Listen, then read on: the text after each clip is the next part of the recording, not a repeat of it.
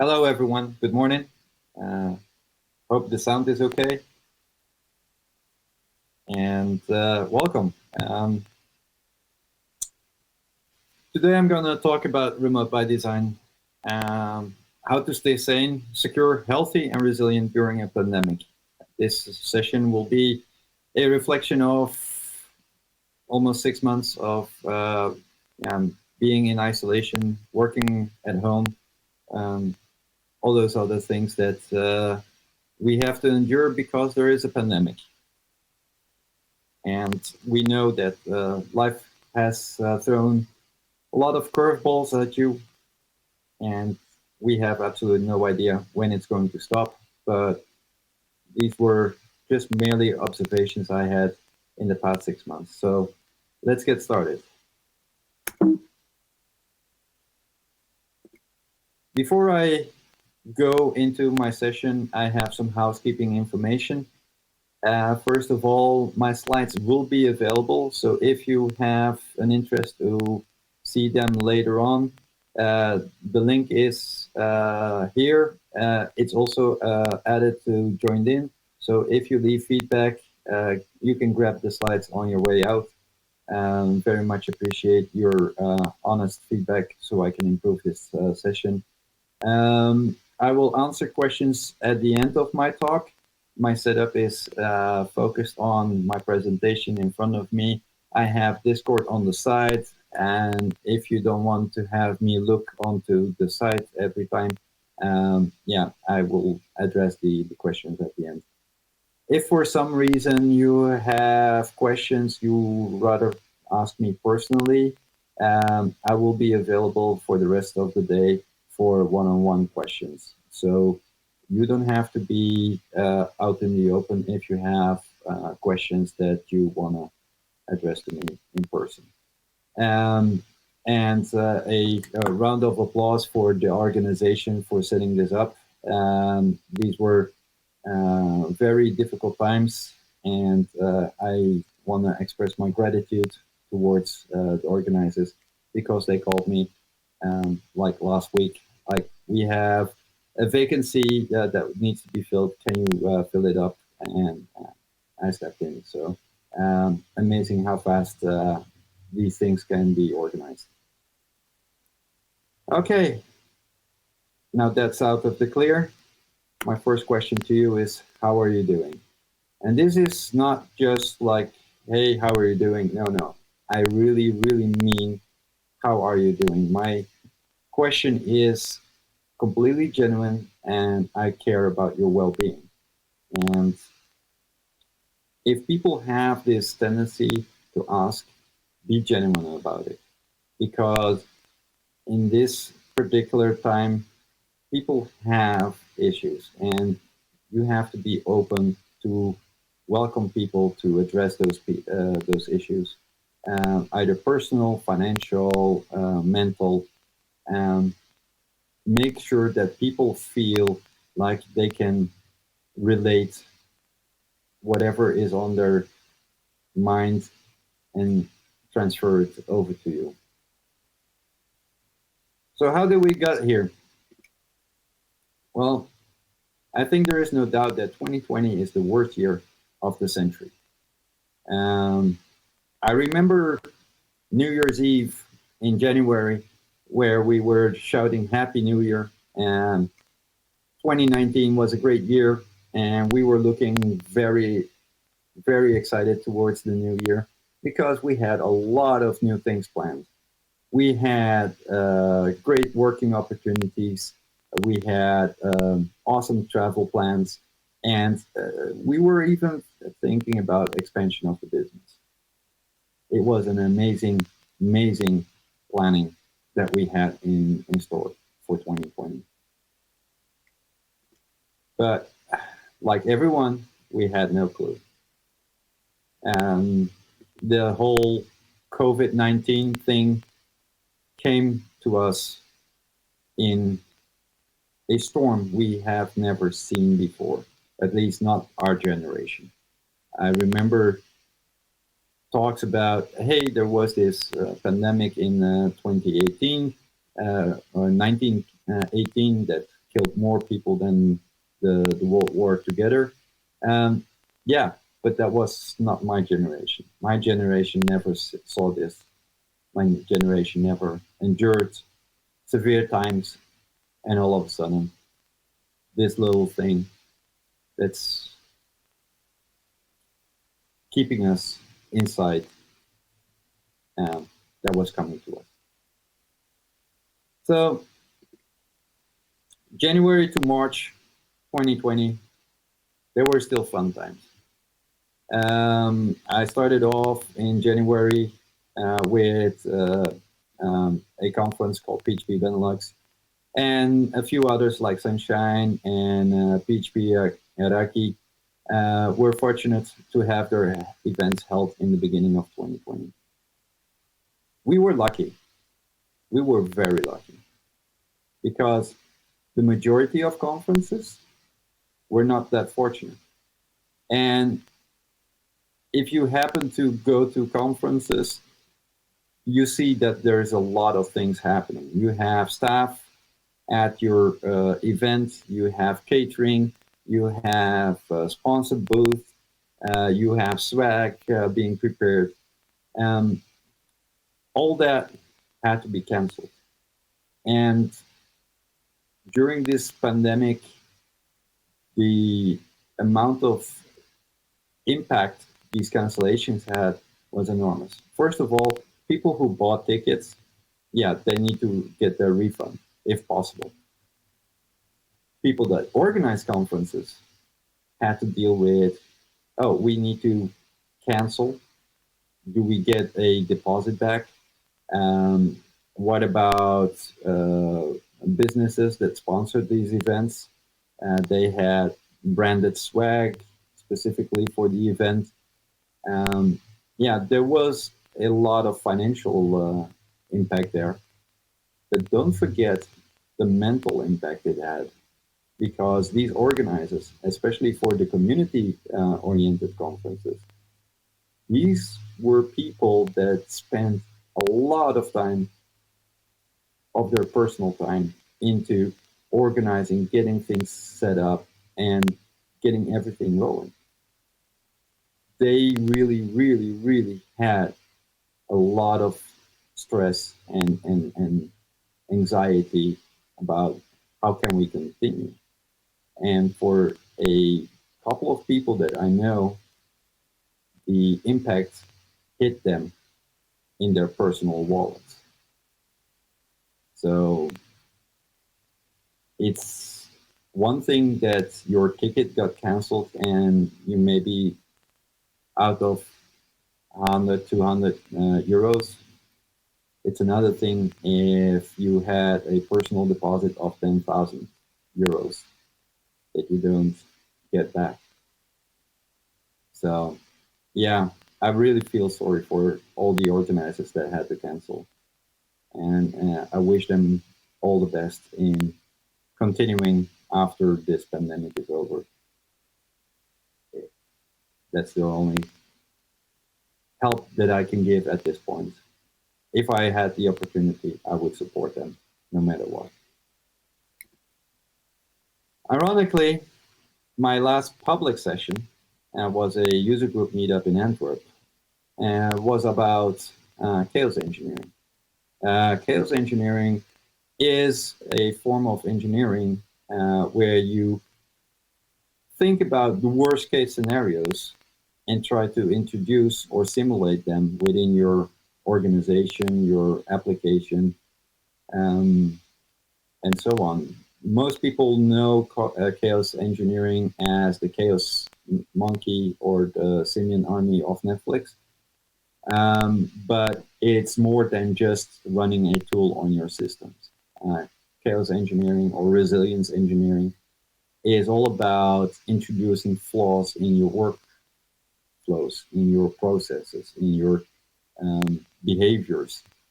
For instance, we do tabletop exercises where we create like, okay, data center is out. How can we restore operations in another data center and those kind of things. People played Dungeons and Dragons last night. Um, that's also a form of chaos engineering, but instead of imaginary figures and events, now use imaginary events on your company properties. Um, so maybe it would be a good exercise to do D&D in the office next time. For me, this whole COVID-19 crisis, I look at it and see, okay, this is a massive running resilience test for people, for businesses, for employees, and for freelancers. Everyone has to figure out a way, yeah, to deal with the new norms, the new ways of working, and also the the potential things that come across where in theory you would solve them physically, and now you have to do this all from a distance.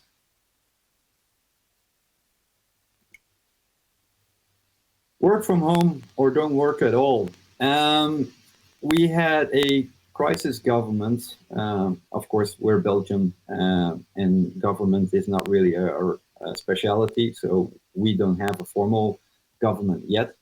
Um, they declared in March that everyone should work from home if possible, and people that didn't have essential jobs, uh, they should not work, and they should be temporary unemployed. And they created a fund for that. So people were paid, I think, 80% of their last income, um, being temporary unemployed.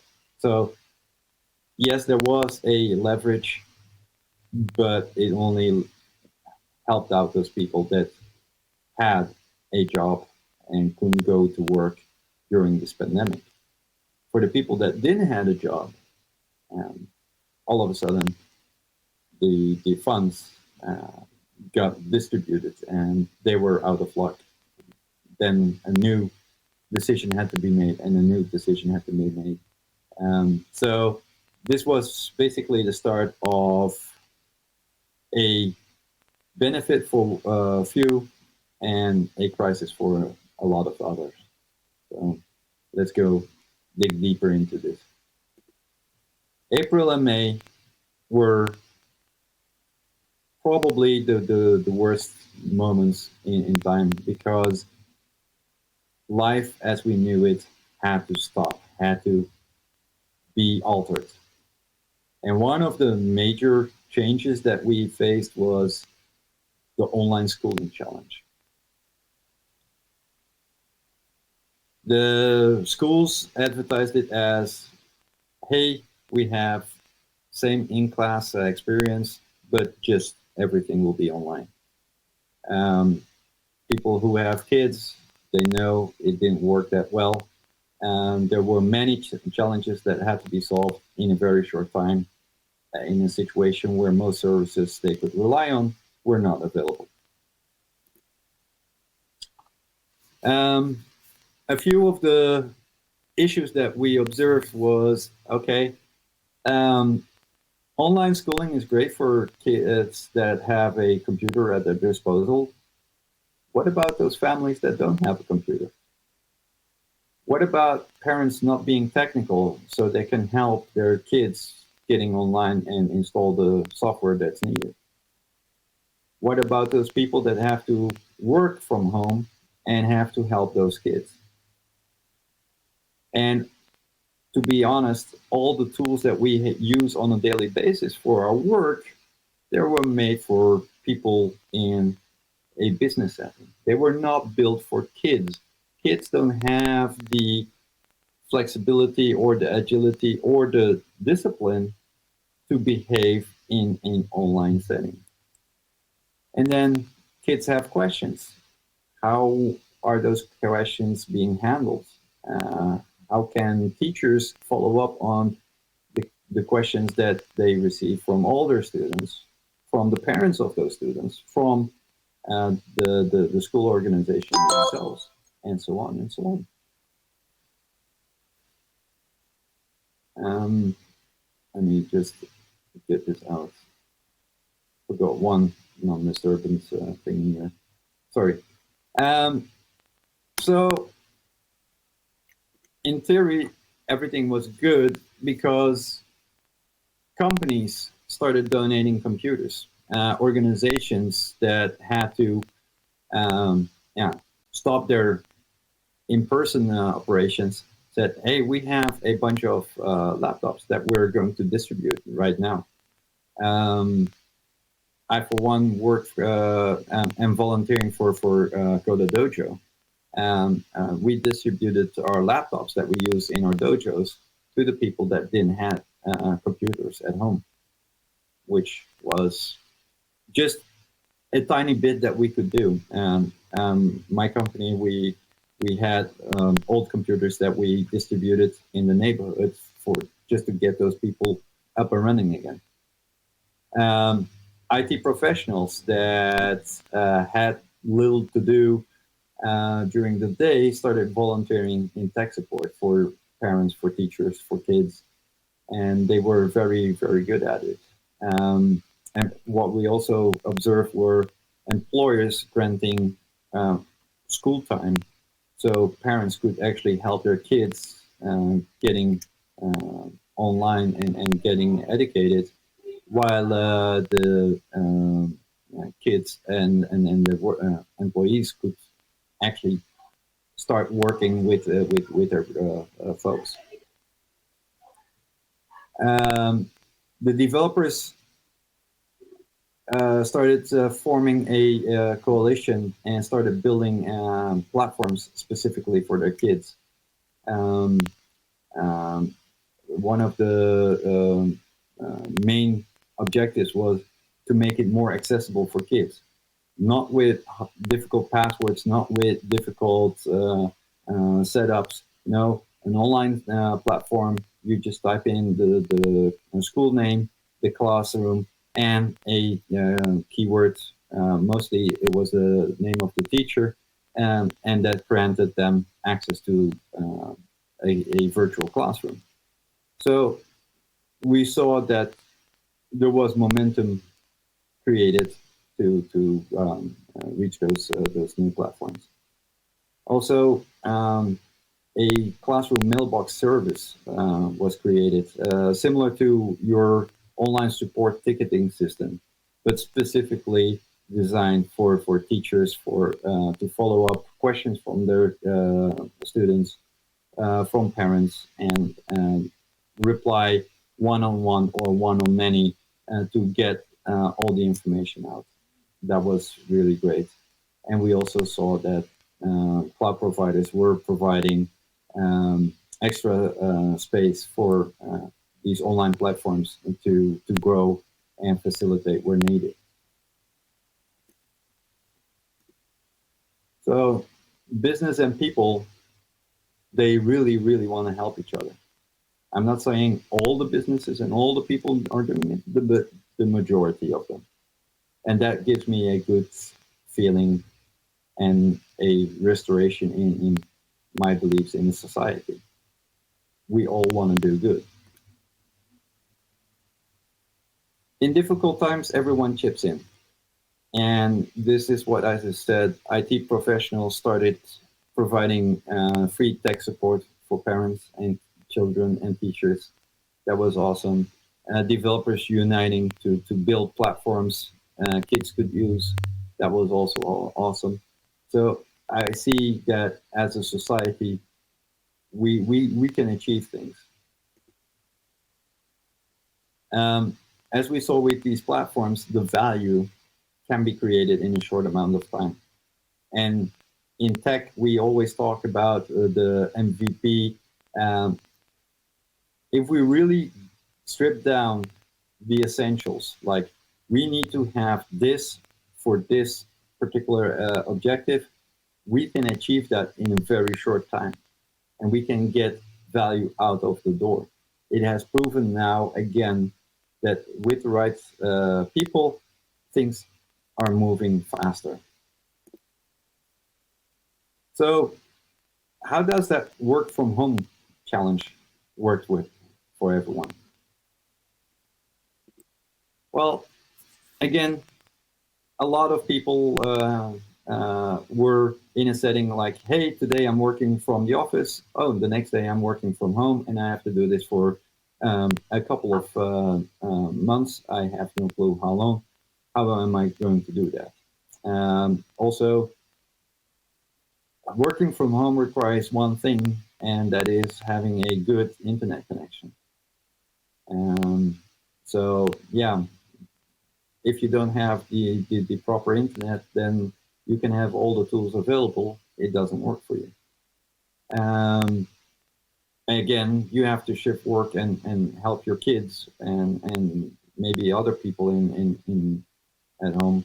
You need to facilitate some assistance there.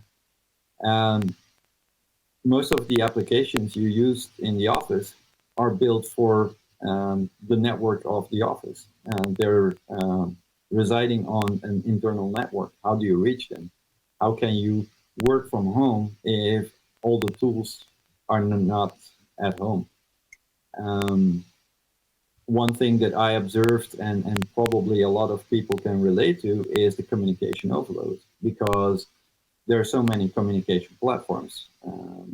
Microsoft Teams, Slack, Zoom, Skype, um, you name it, there's always one platform that you haven't installed and people want to connect on it. And again, what we saw that online services were not scalable at all. So what I observed was that a lot of businesses started providing tutorials or tips and hints to work from a remote location. Companies that have this environment of we work remotely started sharing those lessons learned, which was really helpful for those people new in this situation. Um, I'm not sure if it's a global thing, but I talked to a lot of people in different countries, and ISPs actually stepped up for improving their networks and improving the connections to the homes. Employers granting the school time so people could work a little bit during the day, help the kids, and then work some more in the evenings. Um, uh, that was awesome to experience. VPNs connections, setting up VPN entry points in the clouds and have them connect on-prem was something that we got involved in, and also the lift and shift thing for applications on the environment of businesses, moving it to the cloud. Um, we saw all this happening. Of course, the rise of office suites as a service. I think that by now every business has at least online email and online documentation sharing services, hopefully. And also the cloud providers gave priority again. So in my observations, I saw that online service-oriented business culture evolution is something I could now persuade as a um, result of this COVID crisis. I also observed that the same work could be performed in less time. So you have to figure out, okay, is it really that good to have people in the office? Because now people working from home, spending less time during the day working, we're still achieving the same amount of work. So what is off here? Also, the online meetings, I can relate to this, and talking to others, they relate to this as well, that the online meetings were more efficient than the in-person meetings. The agenda was clear, the targets were set, and the meetings were on point. and companies, employees were shouting, especially in the early days, that they want to keep this situation even after COVID-19. That was a good indicator. Like, yeah, maybe we actually achieved a new way of working that would help the balance of work and life.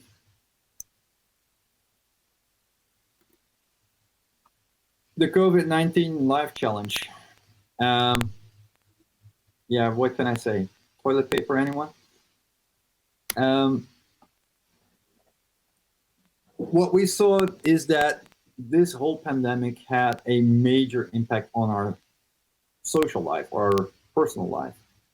Um, yeah, the most notable one was hoarding of toilet paper. Nobody could actually explain it, even though you had a lot of psychologists explaining the reasons why people did this. It's still like people just did it. Long lines at supermarkets because there was a limited amount of people that were let in, and you only had a limited amount of time to do your shopping. Online retail, same thing. Either delivery was delayed or delivery was cancelled. The most impactful one was travel halting completely. So if you had travel plans, they were cancelled. Uh, Everything was shut down. We're living very closely to the airport here in Brussels, and yeah, it's amazing that we haven't seen that much of airplanes flying over since the beginning of March. So uh, yeah, it really impacted that industry a lot. Um, Financial burden. I don't have to stress it. If you don't have the ability to work, you are not making an income, you still have to pay the rent or the mortgage, you still have to pay your bills. The financial burden was growing and it was growing fast.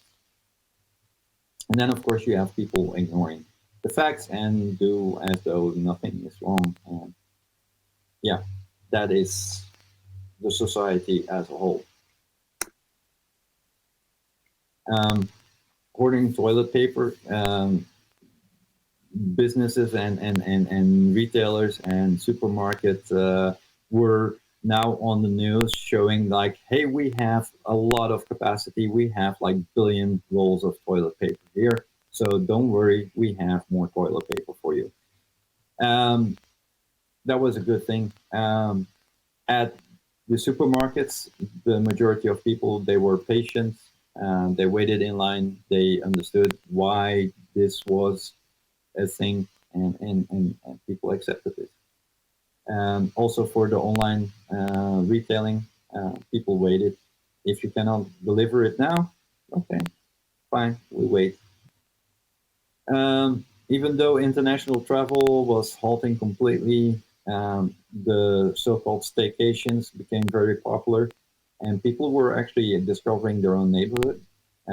Like, hey, we didn't know that we had this awesome park like 2 blocks from our house. Just to give you an idea. Um, the government here in Belgium and in a lot of other countries stepped in to provide some financial aid, um, some more, some less. And there's always this group of people that never actually get that financial aid whatsoever. Um, but the majority of people, they were covered. And for people ignoring the facts, there was just more toilet paper for them to deal with.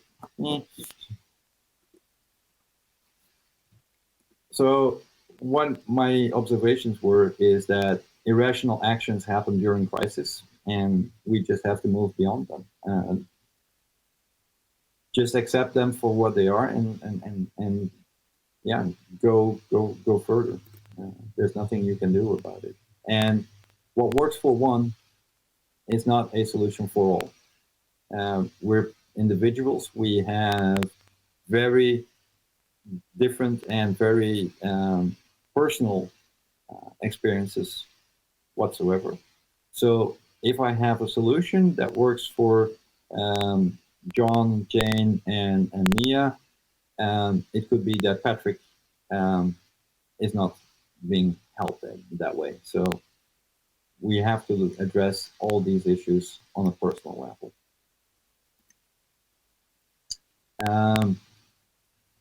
Another thing is, and this is very important for people who are also in tech, is that people accept less fancy over nothing at all. So pushing for perfection is awesome, but people don't want perfection. People just want to have things that are working. Even though if it's not fancy, if it's not providing all the functionality that you had in mind, as long as things are operational and people can achieve their own personal goals, it's okay. They prefer to have less than nothing at all. And don't try to convince those that don't want to accept reality. Again, move on. Don't try.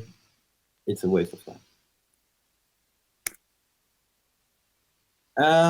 May 25th is an event that happened in the US, and it actually triggered a worldwide outrage against the stereotyping of Black people in society.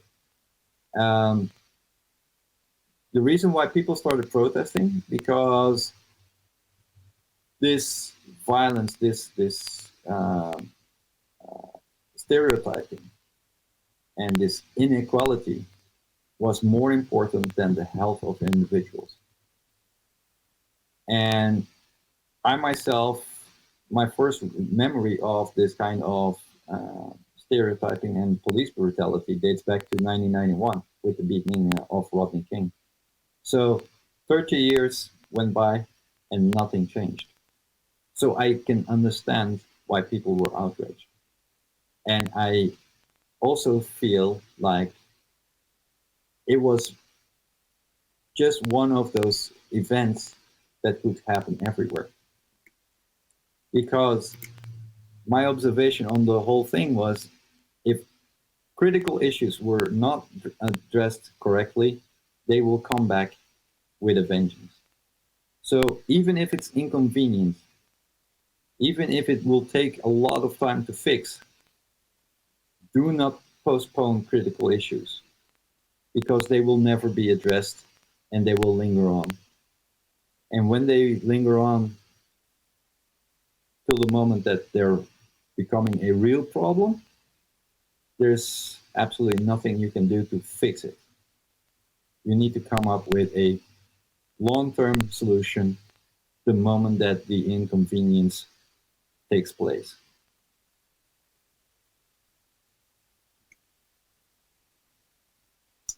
June all the way to August. There were some interesting things that I observed, and I do want to have some discussion about this. The panic decision challenge.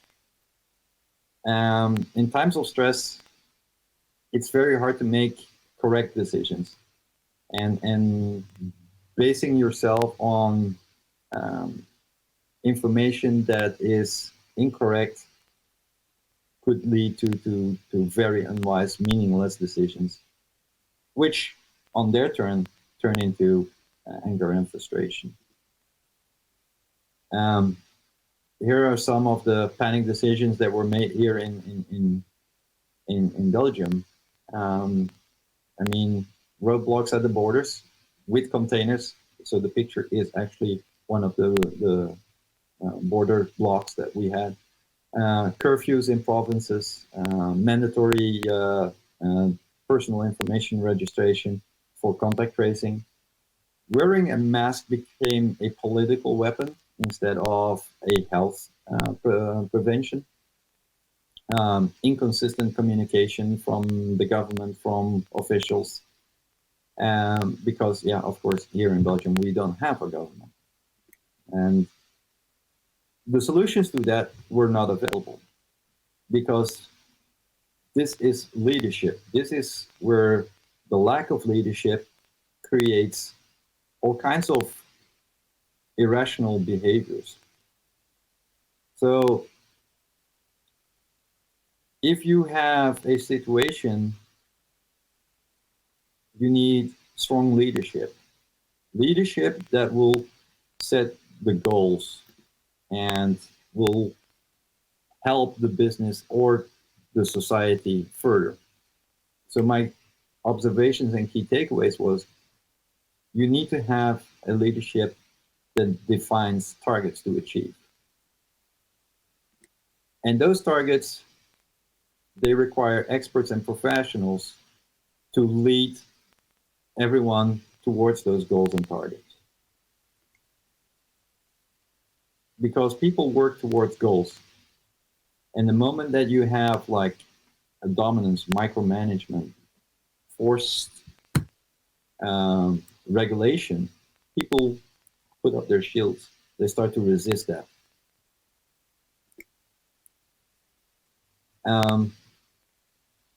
And because of the changing environment, especially if you're in tech, you probably are familiar with agile development. You need to be able to plan these changes into your daily life. Call it your sprint planning for the week of your life. Why am I saying this? Because if you don't reserve enough time to adjust, the frustrations add up because you're not able to, yeah, to change to the new regulations of the week, and yeah, it creates a lot of unnecessary bad things. Let me put it that way. One of them, one of those bad things is that what we call the fatigue phase challenge. Fatigue chain phase is just a natural thing that happens with people. If a bad situation lasts long, or any dull moment in time lasts too long, people get fatigued, get exhausted, and become unwilling. Sometimes they use humor and sarcasm, sometimes violence and anger. And we need to be aware of that this exists, and we need to work on this. First of all, people lose interest. If things linger too long, they're not interested anymore. With kids, it's a little bit faster. Kids have a very short interest span. People a little bit longer, but yeah, if it takes too long and it's not really in their own interest, you lose them. There's a lot of anxiety and stress, especially for the people that are not used to work from home or work remotely. And the biggest challenge there was isolation, having no one to talk to. If you had a family at home, wife, kids, or partner and kids, and you had at least someone to talk to. But if you're living on your own, yeah, the isolation feels like heavy weight on your shoulder. And how do you deal with that? The violence that we recently saw happening all over the world is a form of protest, because you're stuck inside an environment. You have no ability to ventilate your frustration. Sport clubs, community centers, they're all closed. And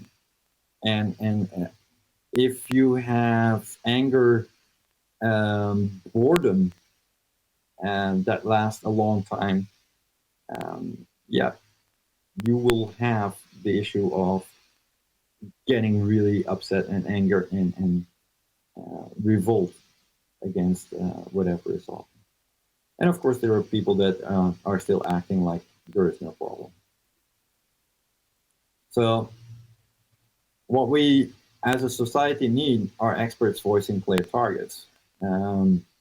support from the community to help those with anxiety and stress, and get rid of that feeling of isolation. For instance, just walk in your neighborhood and ring a doorbell and talk for 5 minutes, respecting the safe social distance, can already have a major impact on people's feelings.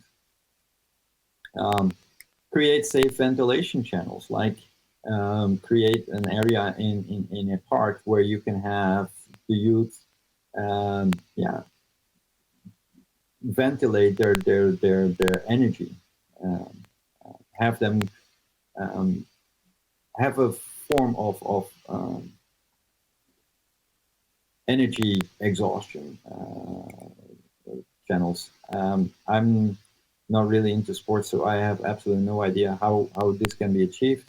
But for instance, here the Aikido organization is doing the Aikido outside, respecting the distances.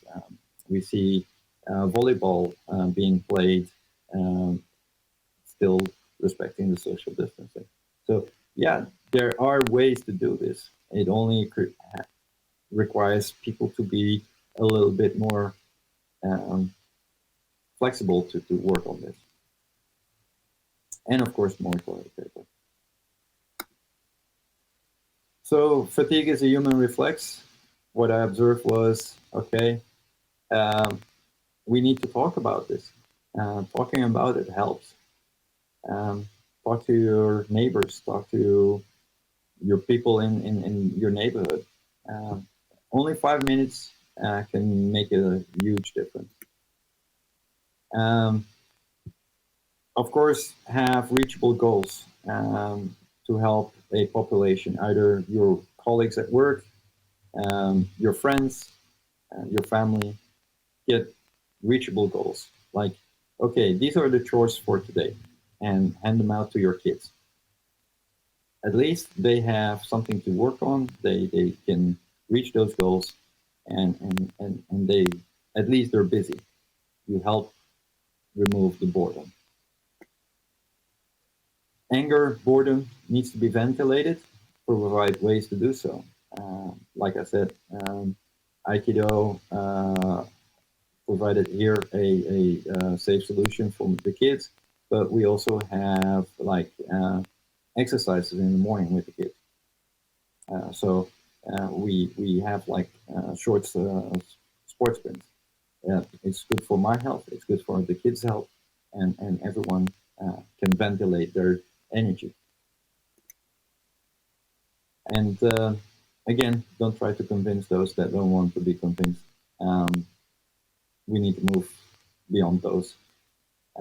They will eventually turn into like enlightenment of the situation, or they don't. But yeah, time is too short to spend on this. I see that my time is almost up, so I'm gonna speed up a little bit. For me, the personal impact was that my wife, as a physical therapist, had no work.